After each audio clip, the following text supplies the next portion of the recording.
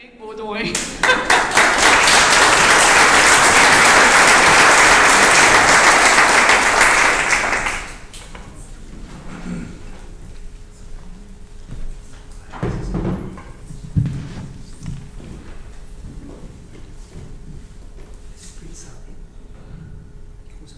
Non, ça va, merci. Merci. C'était un samedi midi, sur une terrasse. Un homme blanc contrôlait les boys qui partaient en week-end. C'était Léopoldville, c'était le Congo belge, c'était 1957. Et de temps en temps, avant qu'ils partent, les boys devaient vider leurs poches pour montrer qu'ils n'avaient rien volé dans la maison. Ce midi-là, un boy sort des mouchoirs, et sur ces mouchoirs, il y a 2 lettres brodées, LB. Ce sont les initiales de l'homme blanc. Cet homme blanc décide d'aller au commissariat de police avec le boy, porter plainte, le déclarer voleur. Au commissariat, l'homme noir pleure. L'homme blanc, totalement insensible et fort de son autorité, fort de son droit, fort de sa couleur, le regarde, signe les papiers. Cet homme-là, c'était mon père. J'avais 4 ans et je découvrais ce que c'était l'autorité. Oh, pas une autorité très très légitime, l'autorité de la couleur dans un pays qui était une colonie. Et puis après, le petit garçon que j'étais, il va construire son autorité. Ce sera au pensionnat en Belgique quelques années plus tard, 6 années de pensionnat où le petit garçon est devenu un petit rouquin qui se fait frapper parce qu'il est petit, parce qu'il est rouquin, et qui développe une autre autorité, l'autorité du mot, l'autorité du verbe. Il fait des études classiques, ça va l'aider. Donc il ne peut pas se défendre avec des points, alors il va se défendre avec les mots. Puis l'université s'en vient, alors on va faire des études de journalisme, parce que les mots, ça peut faire mal, les mots, ça peut avoir du pouvoir. Et là, je découvre d'autres autorités. L'autorité de la personne qui sait parler, l'autorité de la personne qui peut frapper, toujours à coups de mots, à coups de verbes. Puis je m'en vais. Après, je suis objecteur de conscience, alors je retourne en Afrique, travailler comme professeur de littérature africaine, et là, le petit blanc de 4 ans, il a 24 ans. Il est toujours blanc, il est devant une classe de noirs, et il enseigne la littérature africaine, comble du paradoxe. Pour qui se prend-il d'enseigner la littérature africaine? Mais là, il a la légitimité du professeur, encore une autre dimension de l'autorité du pouvoir. Puis il revient.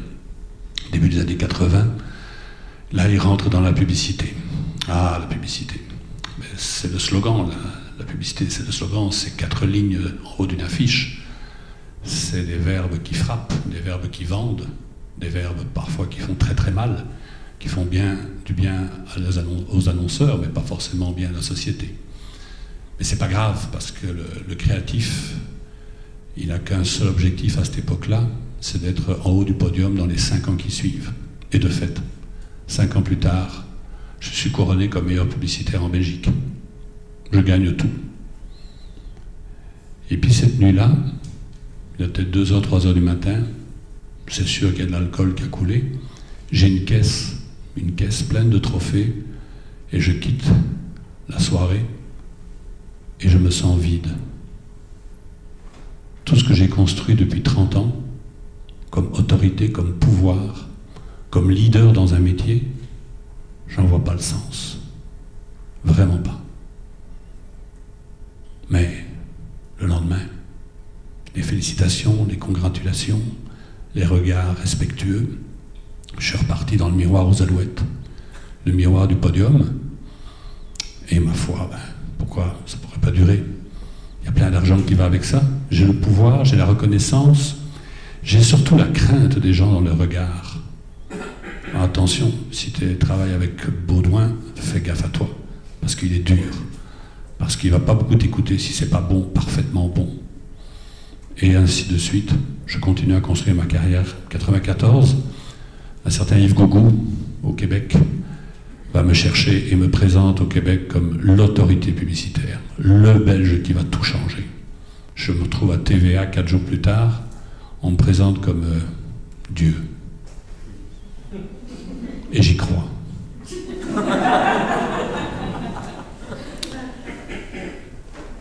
Et puis, on va faire court. 2 ans plus tard, Publicis rachète BCP, le fleuron de l'industrie publicitaire québécoise. Je quitte. Je n'ai plus de travail. Ça ne fait que 2 ans que je suis au Québec. Je rentre à la maison. Et là, ma femme m'annonce qu'elle me quitte. Donc, je suis dans un nouveau pays. Je n'ai plus de travail. Ma femme est partie. Je suis avec 2 enfants.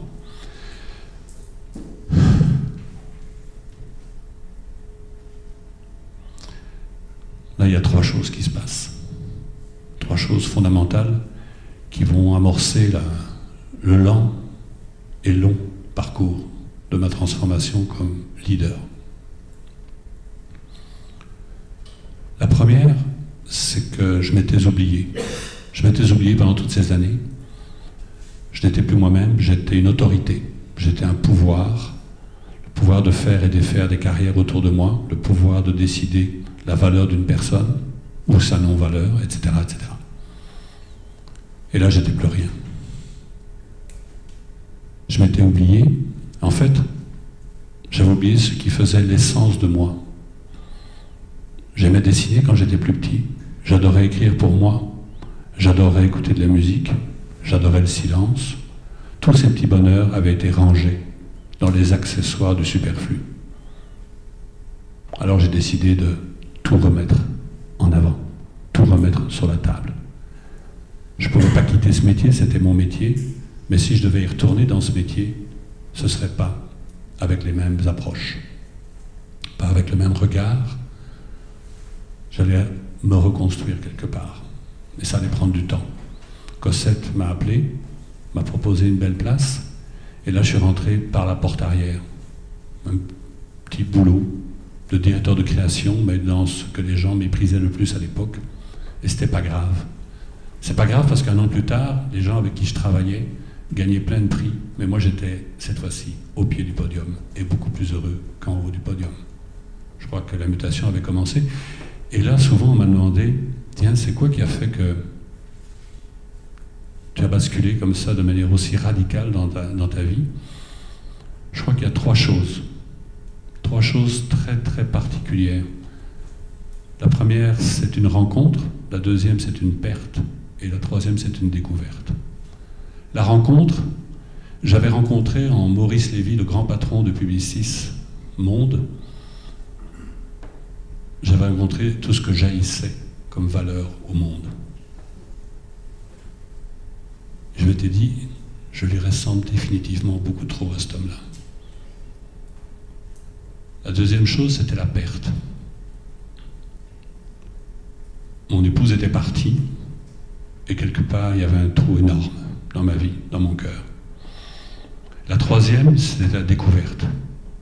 Quelques jours après le départ de ma femme, j'étais à la maison avec les enfants, et soudain, Charlotte, à table, elle me dit « C'est le fun, papa, j'ai l'impression qu'on te découvre, enfin. »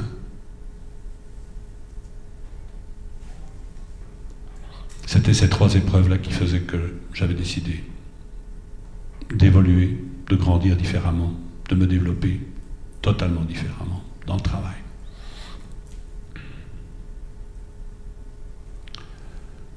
Puis j'ai fait ma carrière chez Cosette jusqu'en 2010. En 2010, Radio-Canada m'appelle. Alors là, je vais prendre mon accent québécois. C'est quoi cet astique belge qui va aller diriger la radio publique alors qu'il n'a fait que des pubs et des affiches? Je suis traité d'imposteur. Si vous vous souvenez, peut-être certains ont vu l'article dans Le Devoir à l'époque. C'est quoi ce belge publicitaire qui va diriger la radio publique où il n'y a même pas de pub? Mais là, je me dois de faire un petit flashback. Quelques années avant, puis là ça raccorde à ce que Céline disait tout à l'heure, quelques années avant, j'avais rencontré Rémi Tremblay, la Maison des leaders. Là, j'avais rencontré une autre façon de réfléchir et de penser son leadership. Puis j'ai fait des rencontres magnifiques. D'abord, les membres du groupe, puis des rencontres de gauche et de droite, que ce soit Mathieu Ricard, Albert Jacquard, etc., etc. Toutes ces rencontres, tous ces voyages m'ont énormément aidé à à quelque part accueillir l'autre leader que je voulais devenir. Et quand Radio-Canada m'appelle, j'ai 60 ans, j'en ai pas loin, 57, c'est pas loin de 60, et pour moi c'est la dernière ligne droite. Et là je me dis, je vais y aller, mais je vais y aller comme je suis devenu. C'est-à-dire un leader beaucoup plus à l'écoute, d'évidence plus fragile, définitivement authentique, qui est dans la bienveillance et la compassion, pour reprendre les mots de Daniel, et puis advienne que pourra.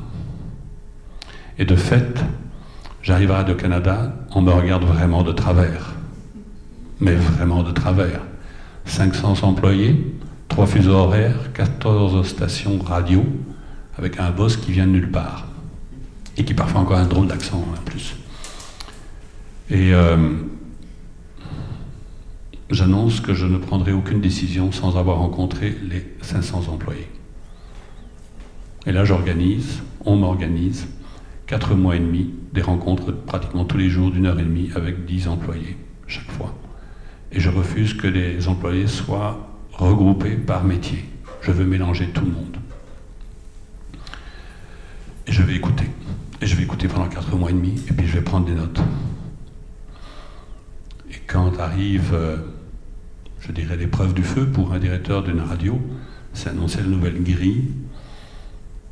Il y a beaucoup de gens qui sont étonnés, parce que contrairement à ce qu'ils pensaient, le publicitaire n'est pas parti racoler les stars de la radio, de la télé à gauche, à droite. Le publicitaire a fait confiance dans les gens à l'interne. Il a poussé même des gens à l'interne qui étaient un petit peu dans l'ombre à prendre plus de place. Il y a des jeunes qui attendaient leur heure, mais qui se disaient qu'ils allaient attendre longtemps. Mais non, ils avaient un peu plus de place aussi. Donc quelque part, ça se passe extrêmement bien. L'imposteur n'est plus tout à fait dans l'imposture, et je dirais que je ne suis pas dans la posture non plus. Je suis beaucoup plus authentique. Tout se passe bien. Conférence de presse. Ah, il faut voir ça, les conférences de presse à Radio-Canada. C'est le show. Il y a des spots, il y a des photos, il y a des caméras, il y a tout. On annonce la nouvelle grille.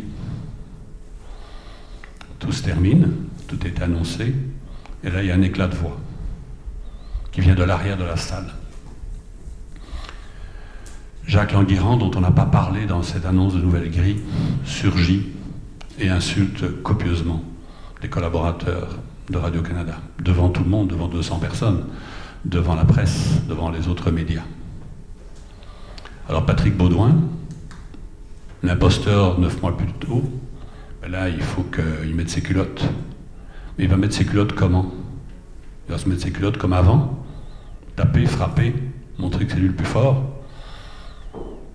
Et j'ai pas 3 jours pour décider, j'ai pas 3 heures, j'ai 1 heure.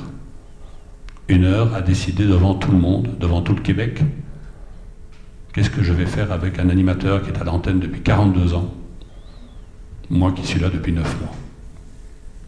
Je décide la suspension de Jacques Languirand, en lui expliquant que c'est inadmissible d'avoir insulté ainsi des gens.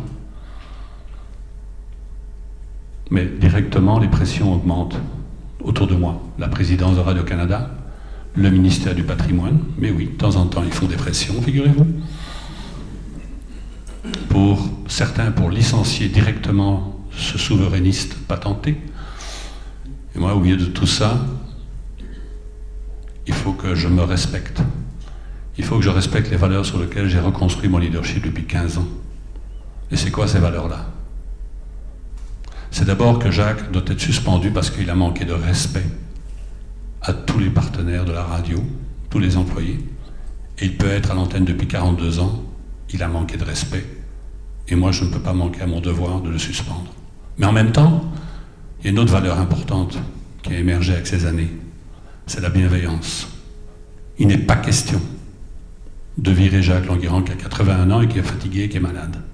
Il doit revenir à l'antenne. Et pas par la petite porte, par la porte avant. Et c'est moi qui l'accueillerai. La bagarre va durer 6 semaines à peu près. Pas avec Jacques. Jacques sait très bien mon intention. Mais avec tous les gens autour de moi qui veulent la peau de Jacques. Et puis Jacques est revenu. Il était accueilli à la réception. Il a recommencé son émission. La suite ne m'appartient pas. Mais j'avais 500 employés à Radio-Canada qui avaient découvert un autre type de leadership. Et un jour, et je vais terminer par cette petite anecdote, j'ai une employée qui est très frustrée parce que son émission a été supprimée, pour des tas de raisons. Mais le jour où elle exprime sa frustration, je ne suis pas tout à fait à l'écoute. Comme Daniel le disait, je n'étais pas présent. Et donc, je réponds de manière un peu laconique, un petit peu absente. La porte se referme. Le soir, je rentre chez moi, je me dis, mais qu'est-ce que tu as fait? C'est quoi cette façon de répondre à cet employé pour qui tu t'es pris, encore une fois? Le lendemain, je l'ai appelée. Elle est montée, elle était très inquiète parce qu'elle s'est dit que je vais avoir un deuxième savon après le premier. Et je lui ai présenté mes excuses. Mais des vraies excuses. Ben, cette autorité-là, ce pouvoir-là, c'était plus du tout le pouvoir que j'avais vu dans les yeux de mon père, 50 ans avant. Merci.